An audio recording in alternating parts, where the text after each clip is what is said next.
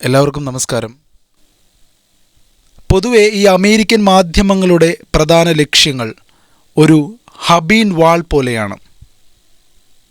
എല്ലായ്പ്പോഴും നമുക്ക് പാശ്ചാത്യ കോണിൽ നിന്നുള്ള ഓരോ വാർത്തകളും വിവരങ്ങളും അവരുടേതായ വീക്ഷണത്തിൽ ലഭിക്കുമ്പോൾ അതിലെത്രമാത്രം സത്യമുണ്ട് എന്ന കാര്യം ചിന്തനീയമാണ്. ഇവിടെ ഈ പാശ്ചാത്യ ലോകത്ത് കാര്യങ്ങളുടെ വിശദാംശങ്ങൾ ലോകത്തോട് സംവദിക്കുന്ന പ്രധാന വാർത്താ മാധ്യമ ഏജൻസികളാണ് APFBയും റോയിറ്റേഴ്സും. അവിടെ നിന്ന് വരുന്ന വാർത്തകൾ പോലും കൃത്യമാണോ എന്ന് ഉറപ്പുവരുത്തേണ്ട ഒരു കാലഘട്ടം കൂടിയാണിത്. വളരെയധികം അതെല്ലാം ശ്രദ്ധിക്കേണ്ടതുണ്ട്.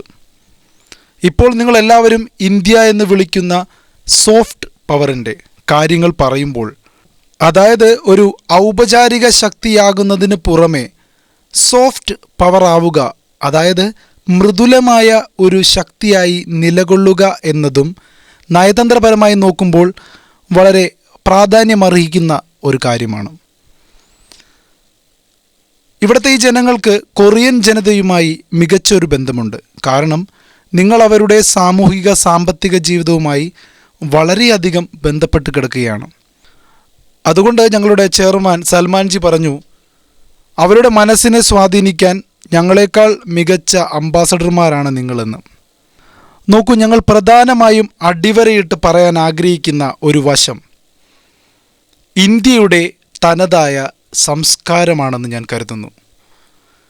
5 രാഷ്ട്രീയ പാർട്ടികൾ ഉൾപ്പെടുന്ന ഈ ഒരു ഇന്ത്യൻ ടീമിൻ്റെ ഘടനയെക്കുറിച്ച് നമ്മുടെ നേതാവ് സഞ്ജയ് ജി അടിവരയിട്ട് പറയുകയുണ്ടായി. ഇതിൽ 3 രാഷ്ട്രീയ പാർട്ടികൾ പ്രതിപക്ഷ പാർട്ടികളാണ് എന്നോർക്കണം. 2 പാർട്ടികൾ മാത്രമാണ് ഭരണകക്ഷികൾ. എന്നാൽ നമ്മളൊരു ദൗത്യത്തിനായി ഇവിടെ വരുമ്പോൾ നമ്മൾ വളരെയധികം ഐക്യത്തിലാണ്. അതായത് രാജ്യത്തിൻ്റെ വിഷയം വരുമ്പോൾ രാഷ്ട്രീയ ഭേദമന്യേ ഞങ്ങളെല്ലാവരും ഒറ്റക്കെട്ടാണ്.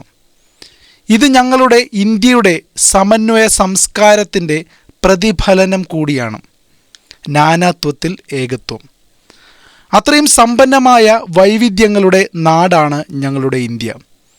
ഇവിടെ ഈ ഒരു ഒത്തുചേരലിൽ പോലും എനിക്കൊരു മലയാളിയെയും ഒരു സർദാർജിയെയും ഒരു തമിഴനെയും കാണാൻ സാധിച്ചു. അതാണ് ഇന്ത്യ എന്ന് വിളിക്കപ്പെടുന്ന മഹത്തായ ഞങ്ങളുടെ രാജ്യത്തിൻ്റെ സാംസ്കാരിക വൈവിധ്യങ്ങളുടെ സമ്പന്നത, ഐക്യം.